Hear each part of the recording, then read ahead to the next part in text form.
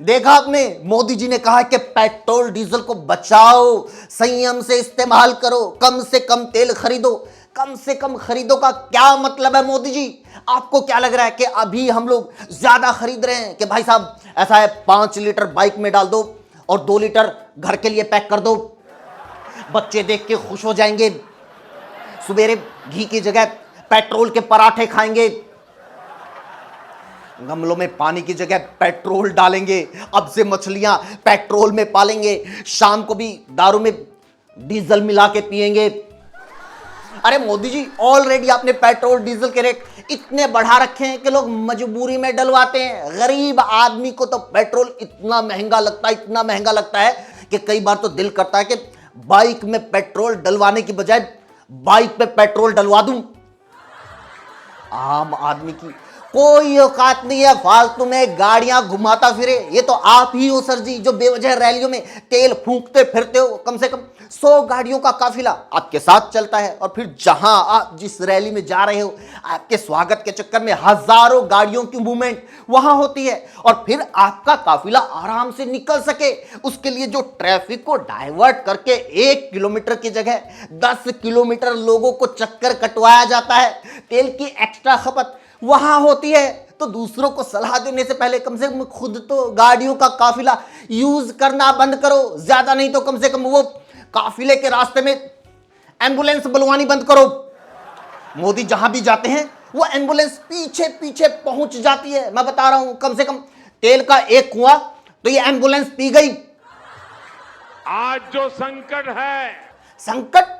ये कौन सा संकट है? ये कैसा संकट है? ये किस टाइप का संकट है जो सिर्फ इलेक्शन खत्म होने के बाद आता है?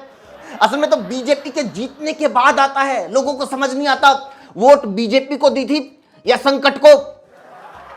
हमने कोरोना के समय में वर्क फ्रॉम होम की, ऑनलाइन मीटिंग्स की, वीडियो कॉन्फ्रेंस की, ऐसी अनेक व्यवस्थाएं विकसित की। आज समय की मांग ऐसी है कि उन व्यवस्थाओं को हम फिर से शुरू करें। वर्क फ्रॉम होम करो, वर्चुअल मीटिंग करो, ऑनलाइन मीटिंग करो, वीडियो कॉन्फ्रेंसिंग करो। ये बात मोदी जी हजारों लोगों की फिजिकल भीड़ इकट्ठी करके बोल रहे हैं। ये तो वही बात हुई, चैनी खानी बनाने वाला कह रहा है कैंसर को रोको, अहाते वाला बोल रहा है दारू मत पियो, सनी लियोनी कह रही है अश्लीलता मत फैलाओ, Imran Hashmi lip to lip kiss करके बोल रहा है कोरोना से बचने के लिए मास्क लगाओ। मतलब जो काम खुद कर रहे हैं वही करने से दूसरों को रोक रहे हैं। समझ नहीं आता कि ये हमारे प्रधानमंत्री हैं या सिगरेट की डब्बी जिसके अंदर सिगरेट होती है और बाहर लिखा होता है पीना मत, सिगरेट पीना स्वास्थ्य के लिए हानिकारक है। हमारे पीएम को हमसे वर्क फ्रॉम होम करवाना है। 1 मिनट, हेलो रुको, हेलो बॉस, मैं आज से ऑफिस नहीं आऊंगा, वर्क फ्रॉम होम करूंगा। क्यों क्या मतलब? देश हित में वो मोदी जी ने कहा कि देश हित में वर्क फ्रॉम होम करो। क्यों नहीं कर सकता? हाँ तो क्या हुआ अगर हमारी कूलर बनाने की फैक्ट्री है तो? सोचो, मोदी जी की बात सुन के जोमेटो और स्विगी वाले बोल रहे हैं डोर टू डोर जाना बंद, हम तो वर्क फ्रॉम होम करेंगे। अरे मोदी जी, ऐसे कैसे वर्क फ्रॉम होम कर ले? ये इंडिया है, यहां ऑफिस में बेशक कोई काम ना हो लेकिन बॉस का खाना हजम नहीं होता जब तक वो सारे एम्प्लॉइज को अपनी आंखों के सामने ना देख ले। सुबेरे सुबेरे बॉस ऑफिस में एम्प्लॉइज का ऐसे इंतजार करता है, ऐसे इंतजार करता है, ऐसे तो करवा चौथ पे बीवी नहीं करती। विकसित देशों में 5 डे वीक होता है, सैटरडे संडे 2 दिन की छुट्टी होती है, लेकिन हमारे यहाँ बॉस का पूरा सैटरडे ये सोचने में निकल जाता है कि 20,000 के इन दिहाड़ी मजदूरों को संडे वाले दिन ऑफिस बुलाने का क्या बहाना बनाऊं। हेलो पांडे, तू संडे को आ जाना, काम तो कुछ नहीं है, बस ये देख लेना कि कोई कंप्यूटर ऑन ना छोड़ गया हो। प्राइवेट तो प्राइवेट भाई, सरकारी कर्मचारियों का यह हाल है। हर एक शनिवार को लेटर जारी हो जाता है कि संडे वाले दिन टीचर्स को स्कूल में आना है। अरे सर, बच्चों की तो छुट्टी है, हम आकर क्या करेंगे? बच्चों को गिनेंगे, जनगणना। अगर जनगणना ना भी हो, उनको कुछ ना कुछ रैंडम काम दे दिया जाता है। ऐसा करना तुम लोग ना गांव गांव जाकर ये देखो कि खुले में शौच कौन कौन कर रहा है। अरे ये देख के हम क्या करेंगे सर? करना क्या है ये पूछना, श्रीमान आपने कर ली हो तो हम धुलवा दें। मोदी जी, मेरा मतलब है कि अगर आप सच में चाहते हैं कि लोग वर्क फ्रॉम होम करें तो बाकायदा रात को 8 बजे लाइव आकर आदेश जारी करो कि आज रात 12 बजे से ये फलाने फलाने ऑफिस बंद रहेंगे, इस महकमे के कर्मचारी वर्क फ्रॉम होम करेंगे, तो कर्मचारी घर बैठेंगे। अगर फिर भी कोई ऑफिस जाता है तो बीवियां समझ जाएं आज क्लाइंट के साथ मीटिंग ओयो में है। मैं कह रहा हूं कि मोदी जी, तेल बचाना है तो आम जनता को क्यों बोल रहे हो? सुधीर चौधरी को बोलो, यह अपने आप देश को समझा देगा कि ये पेट्रोल डीजल तो मुस्लिम देशों से आता है, ये तेल तो मुस्लिम तेल है, हम इसका बायकॉट करना होगा, नहीं तो हमारी प्यारी गाड़ियां तेल जिहाद की शिकार हो जाएंगी। पहले बचाई थी बेटियां, अब बचाएंगे गाड़ियां। वैसे भी हमें मुसलमानों से तेल क्यों खरीदना है? तेल तो मोदी जी अपनी जनता का ही निकाल देंगे। तो कम से कम 1 साल के लिए हमें विदेशों में जाने की बातों को टालना चाहिए। हमें विदेशों में जाने की बातों को टालना चाहिए। अरे हम कैसे टाले? एयरपोर्ट पे जहाजों की हवा निकाल दे, उनके टायर पंचर कर दे, गुलेल मार के जहाज गिरा दे, या हवाई पट्टी पे पेड़ काट के डाल दे। अरे सर, हम किसी को विदेश जाने से कैसे रोक सकते हैं? प्रधानमंत्री आप हो, आप रोको। 1 साल के लिए सभी के पासपोर्ट जब्त कर लो। विजय माल्या और नीरव मोदी के तो नहीं हुए, कम से कम मिडिल क्लास के तो कर लो। नहीं तो वो जो भी बंदा विदेश जाने की टिकट बुक करवाए, उनके यहां ईडी भेज दो। पता चले घर से बाली जाने के लिए निकले थे, बीजेपी में पहुंच गए।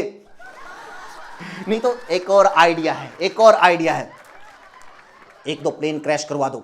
नहीं मतलब ऐसे ही अंजना रूबिका को बोल के न्यूज चलवा दो, फिर देखना लोग प्लेन में बैठकर निकलना तो दूर, इस बात से भी डरेंगे कि कहीं कोई प्लेन घर के ऊपर से ना निकल जाए। आज जो संकट है उसमें हमें विदेशी मुद्रा बचाने पर भी बहुत जोर देना होगा। हाँ तो बचाओ ना, बड़ा सिंपल है। विदेशों से इंपोर्ट कम करो, एक्सपोर्ट ज्यादा करो, भारत में प्रोडक्शन बढ़ाओ, ज्यादा से ज्यादा सामान भारत में बनाओ, बातें बनाने के अलावा भी कुछ बनाओ, तभी तो विदेशी मुद्रा बचेगी, भारत में और विदेशी मुद्रा आएगी। बोलो, विदेशी मुद्रा बचाने का पाठ उन लोगों को पढ़ाने से क्या फायदा जिनके हाथ में अगर डॉलर की गड्डी भी पकड़ा दो तो फेंक के मारेंगे, अरे ये तो नकली नोट है, नोट पे गांधी की फोटो तो है ही नहीं। एक जमाना था जब संकट आता था, कोई युद्ध होता था तो लोग देश हित में सोना दान दे देते थे। हाँ तो सर, उस जमाने में जनता को सरकार पर भरोसा था कि हम उसे सोना देंगे तो ये देश हित में, देश की सिक्योरिटी में यूज होगा। आज तो भरोसा ही नहीं होता, क्या पता हम सोना दान में दे दे और सरकार अंबानी की शादी में गिफ्ट में दे दे। ये लो मालिक गरीब जनता की देशभक्ति का सबूत। हमको ये तय करना पड़ेगा कि साल भर तक घर में सोना नहीं खरीदेंगे।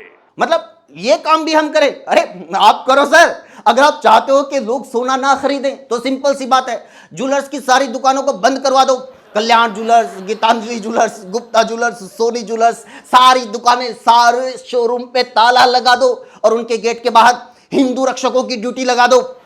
वैसे भी जब से बंगाल में बीजेपी वालों ने मंगलवार वाले दिन मांस खाने की प्रथा शुरू की है, बेचारे घर पे खाली बैठे हैं कि अब क्या बंद करवाएं। कम से कम ढाबे नहीं तो ज्वेलरी शॉप तो बंद करवाएंगे ही। वैसे भी वो हिंदुओं को जगाना चाहते हैं, सही है, ना हिंदुओं को सोने देंगे ना सोना देंगे। मुझे तो ये सोचकर हंसी आ रही है कि क्या माहौल होने जा रहा है मार्केट में। सोचो, इधर मोदी जी कह रहे हैं कि देशभक्ति दिखाने के लिए सोना नहीं खरीदना है, उधर बीजेपी वाले मार्केट में सोना ना खरीदने की अपील वाले बोर्ड लेके खड़े हैं। सारे लोग ज्वेलरी शॉप की तरफ देख रहे हैं। लोग छिपते छिपाते सोना लेने जाएंगे, ऐसा लगेगा जैसे सोना नहीं ले रहे, चरस की स्मगलिंग कर रहे हैं। आपको अपनी देशभक्ति दिखानी है तो देश हित में 1 साल तक घूमने नहीं जाना है, सोना नहीं खरीदना है। मोदी जी का ये भाषण लोगों ने अपनी अपनी बीवियों को फॉरवर्ड कर दिया। और कुछ नहीं, आदमी को बीवी की डिमांड टालने का अच्छा बहाना मिल गया। अरे मैं तो ये रिंग दिलवाने ही वाला था बेबी, वो तो मोदी जी ने मना कर दिया। तो ऐसा है पतिदेव, रिंग तो खरीदनी ही पड़ेगी। मोदी जी को छोड़ो, आज से हम लोग कांग्रेसी, राहुल गांधी जिंदाबाद।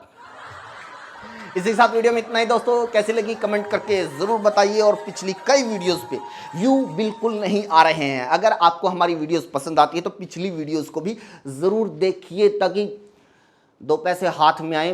गर्मी की छुट्टियों में घूमने जाना है।